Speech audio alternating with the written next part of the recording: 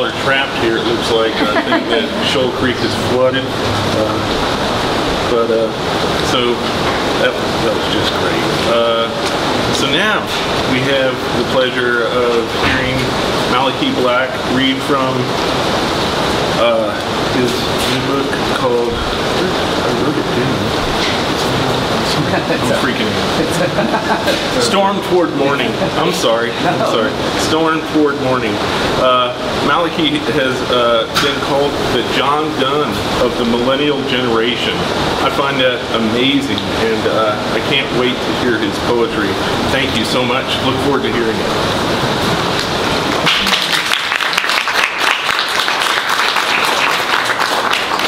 Thank you all for coming. I'm not sure that I will succeed in projecting, but I will do my desperate best. I want to say what a pleasure it is to be here, and Joe, thank you so much for having us, but it's a pleasure not least because before I knew Mike personally, I came to the Michener Center where his legacy was like that of a thriving older half-brother whose success could perhaps never be met, and whose work became an incredible companion to me in my growth while I was here. And not only to know Mike now, but to have the pleasure of reading with you this evening from that exceptional book it's beyond what I can articulate in terms of gratifying ends. So thank you. I hope you not only buy Mike's book, but then his books of poems as well, and quickly. Both of which deserve to be read many, many times.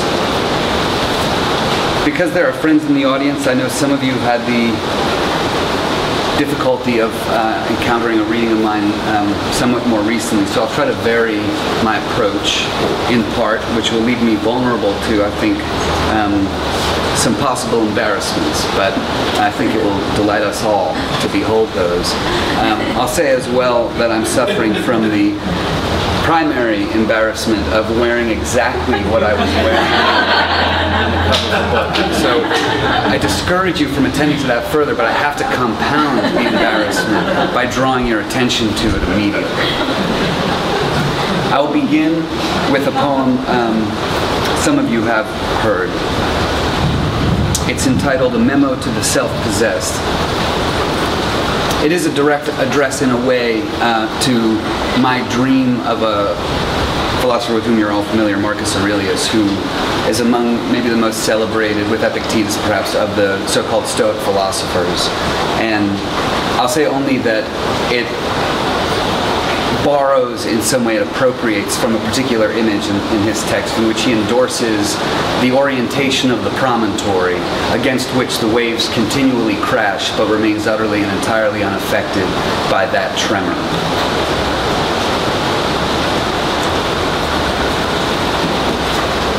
A memo to the self-possessed. It turns out, Mike, that's perfect for my habit. A memo to the self-possessed. Caesar, I can see the blue breath of a meteor break the naked vacancy of sky, an exhalation aching from the fate of Gemini for conflagration in the hazard of our atmosphere. The teeth of earth burn with the friction of their gear, turning once and then again, as mathematically the year painstakingly divides our tribulations. Here, and only here, the moisture in a sigh is equal to both fever bead and tear. The heart beats as an instrument of sciences unclear to its own monitors. Here, we try but find no foothold on an enormous sphere. We falter as the circus ball revolves, then disappear, just after our first flatlined equilibrium. And where are you tonight, Marcus Aurelius? Are you as steady as the fulcrum, or were you just another victim of the lever? My bony liege, even heady Archimedes was dissevered by the seared blade of a siege. Not Aristotle nor his soft-wrought golden mien can buttress us against an iron sword's keen cut and thrust. Caught in our palpitating selves, we are furious machines. Caesar, I have seen the sea in shelves of foam, and I have known it as an ancestor. In this undertow of pulse, what solemn stroke do you propose? What stoic song can cool, can calm the meteoric note of my hot throat as it explodes?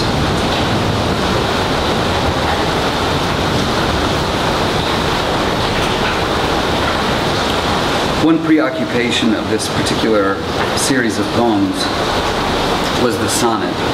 And I came to it quite by accident, really. I had no particular inclination to form, though I found myself delighted and pacified by works that were embedded within recognizable forms. But I was reading a geeky book whose title I won't disclose to you now, but it described Dante's practice in the 13th century. And there was an observation made about his particular relationship to the sonnet, that he could say exactly what he wanted in the most elaborate forms. And the sonnet for Dante was not merely 14 lines. It was still in development at that time. It wasn't fixed quite as it was now. So he'd have a 21-line poet that he'd call a sonnet, a sonetto, a small song. But I wondered if I myself could actually even come close to approximating what I hoped to embed within a particular text in a rigorous form. I don't think it's as audible as it could be, but this was among the very first of those experiments, and it's pretty rigorous pentameter in the Petrarchan form. It's called Under an Eclipsing Moon. I am the black strokes on the baby grand piano in whose hands I am tonight, beside the hospital, a yellow gram of Valium with me in the bright side of this house behind a darkened high school baseball diamond. Here it's too dim, too overcast to know what sort of slim lip the moon has grooved into the sky.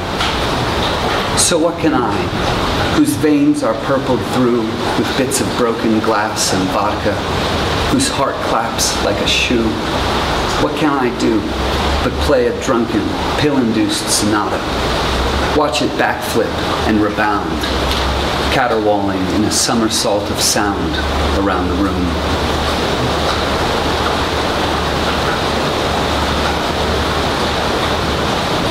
I had a delusion in putting this book together that readers would imagine a specific sensibility initiated and then concluded at the end of the book. In particular, I hoped to kill the speaker. And so that initiative, I guess, led me to considerations of categories of aftermath and afterlife in particular. And so this is among the occasions at which I feel most at risk. I don't know how it will sound aloud. I've said it to myself, but I don't know if it sounds especially good.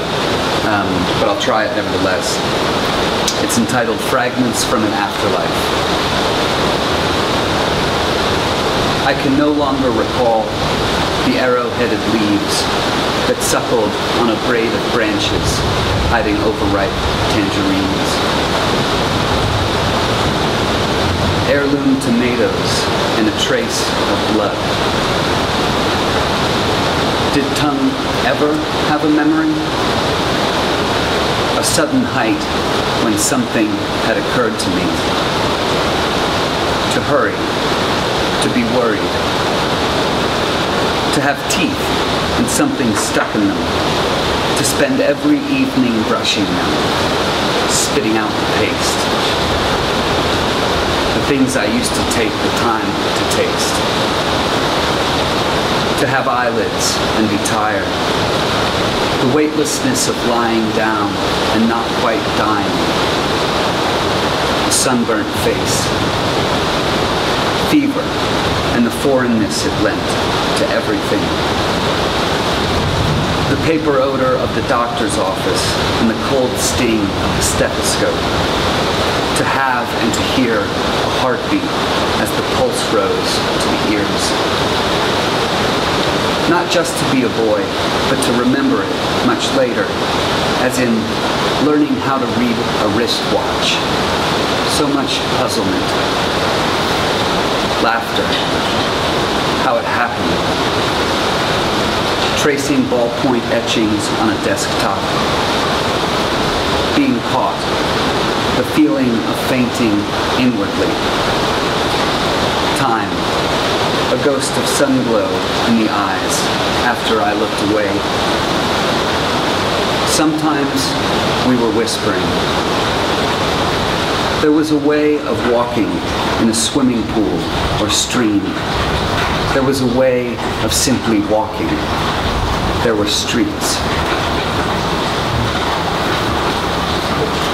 I don't think anyone will accept the premise that that is the afterlife of the speaker of these poems, but it was a worthwhile delusion. Awake. But who can bear the awful opening of eyes? The wake up and its awkward lapse into anatomy. The gray awareness of the hips, of tongue on teeth, of spine, of lips and kneecaps, ears and groin. I hate the clockwork of the waking mind, the time trying to break itself in two, the who I am and who are you, the who I know and who I knew. As daylight springs its way into the room, I know that sleep is just a matter of degree, and I'd rather stay awake than mostly be some feather in a fever dream. So keep away. Take your dead talons out of me.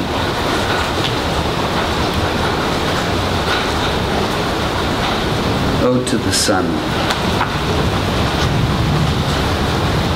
You repeat yourself like no one I know. Steadily somewhere, you roll unnoticeably forward, even now, showing. Your finger lifts the flowers and their faces by the chin, but you will leave them behind, like blown-out beach umbrellas.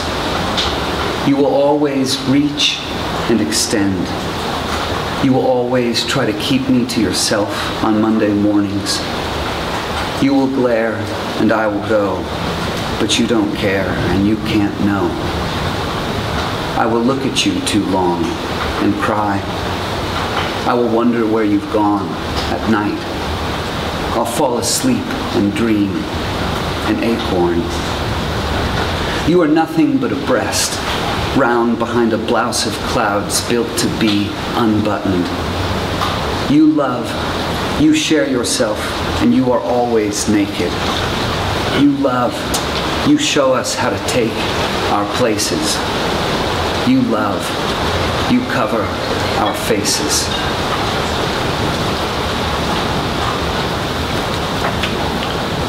Sleepwalker Lost.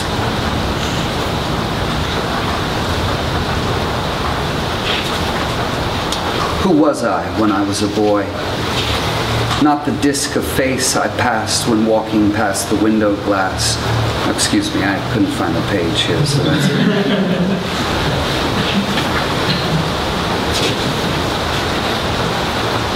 I must have torn it out. Sleepwalker Lost. Who was I when I was a boy? Not small hands lost among a crush of toys. Not the disc of face I passed when walking by the window glass, nor the quick pulse laughing in my chest as I pretended I knew what it meant to be alive in cities blitzed and terrified by war. Perhaps I'd been a boy before. I knew much more then of what to do than now, smoking a cigarette and trying to remember how. I wound up sitting in the living room with one sock on, turned inside out, and nothing else.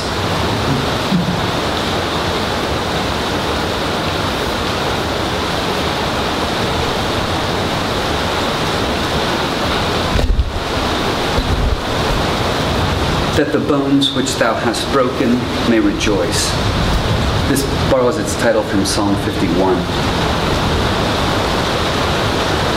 Born for the briar, Lord, my cheek, rounded as the unripe nectarine, but pliant as a moss grown over mud. gorge on the salt fruit of the violet cord, vein lacing muscle to its unrepentant blood. I am the harvest, Lord, femur, rib, and clavicle, to be hollowed as the flute is for a song. Lift up my skull, the halved gourd, so the blank note of the wind can find its form. I dedicate that to Judy Jensen.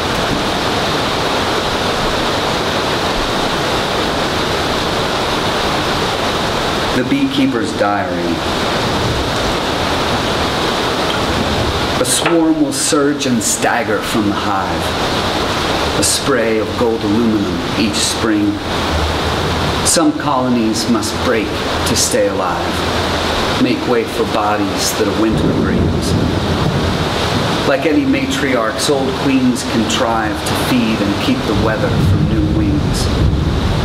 And so the swarm will drone its discontent, an orchestra tuning its instruments. The bee embodies its pure paradox, fiercely and unself-consciously in turn. A venom cartridge and a honey stock, it trembles between sweetness and the burn of its own thorn. Queen sips the hollyhock's thin nectar, and then weightlessly returns to the brood nest. I wonder if she can taste the venom tipping in her glands.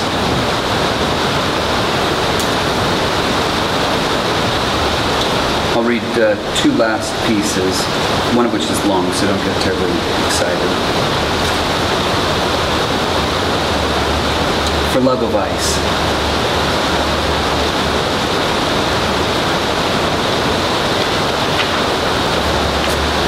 I have shivered over sidewalks all my life, coughing night into the hollow of a fist that I can't warm, that I can't seem to steady right against cold lips. I have been windburnt by a trick of winter mist, a shadow in the eye that couldn't be what I had wished, some form, some figure in the snow to console me. I have walked for hours underdressed to feel frostbite glove my hands and wrists, and I have clung to pavement, staring veins into its ice, in love with nothing's eyes.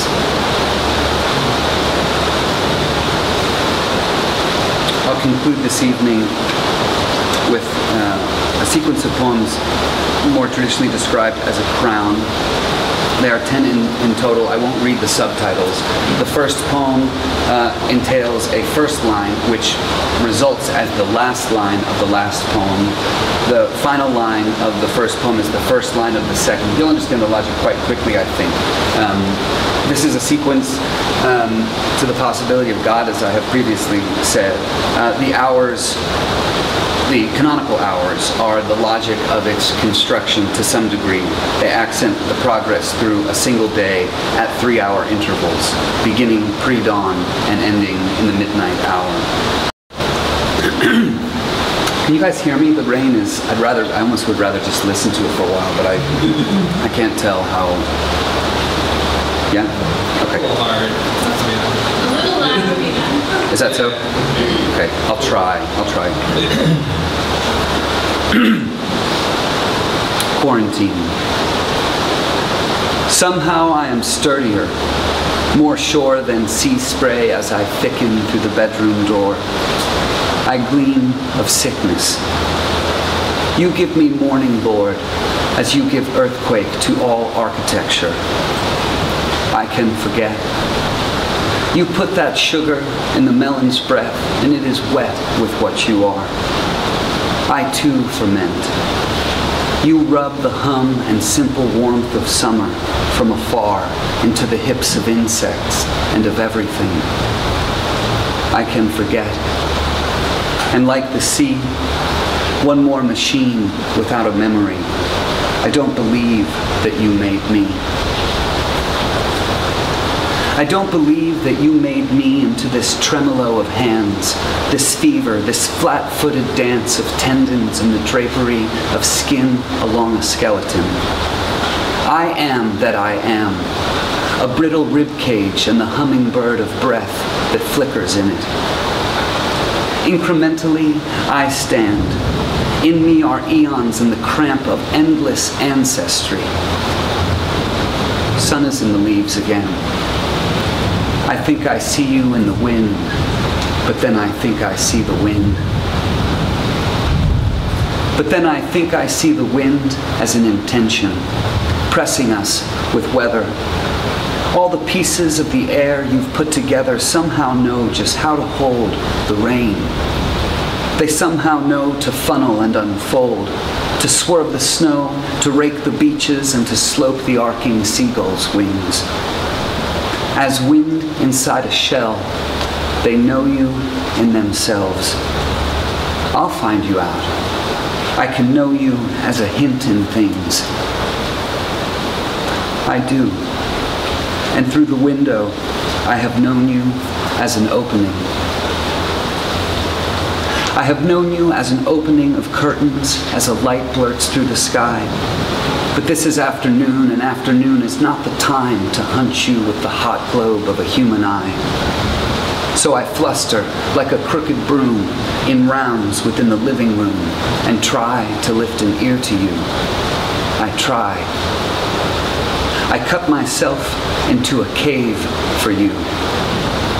To be a trilling blindness in the infinite vibration of your murmuring July, I cut myself into a cave for you. I cut myself into a cave for you. But you are quiet. You are shy. An only child, you still hide from blame and invitations, and you constantly deny all suitors. I will not be defied. You are the tongue I plunge into this begging razor blade so brightened by my spider web of blood. You are the one. You are the venom in the serpent I have tried not to become, my Lord. You are the one.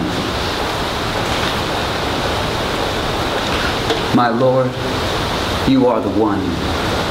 Your breath has blown away the visionary sun and now suffocates the skyline with the dusk. If only once, I wish that you could shudder with my pulse, double over and convulse on the stitches in the skin that I slash wishes in. But Lord, you are the gulf between the hoped for and the happening. You've won. So what is left for me when what is left for me has come? When what is left for me has come, when what is left has left its wing in something slumped against a door, when what is left for me has come to nothing, ever after and before this kingdom come to nothing. When what has come is nothing more than what was left, and what was left is nothing more than what has come to nothing, ever after and before. If what is left is what is meant for me, and what is meant for me is nothing, come to nothing, come to this kingdom, come to nothing. To this kingdom come to nothing. I have itemized the night. I have held within the livid tissue of my mouth every particle of light, and even now I am a maze of radiation. I have felt in each of my 100 trillion cells the rapturous, proud swell of darkling sounds whose undulations break a body down to sprays of elemental matter. As well, I have obtained a straightforward account of the forces and conditions that propelled the universe to burst from nothing else, and I can tell of every trembling genesis. There is no end. What has come will come again. There is no end. What has come will come again, and then distend. And then, and then again. There is no end to origin and. There is again and born again. There is the forming and, the midnight curling into morning and, the glory and again. There is no end. There is the blessing in an and an again. The limitlessly yesing of began begins incessantly again. And then the infinite undressing of all when there is the lifting everything again. The glowing endlessness and then the floating endlessly again. The floating endlessly again. The glowing and the growing back again as I am, as I can, and I can stand. I understand.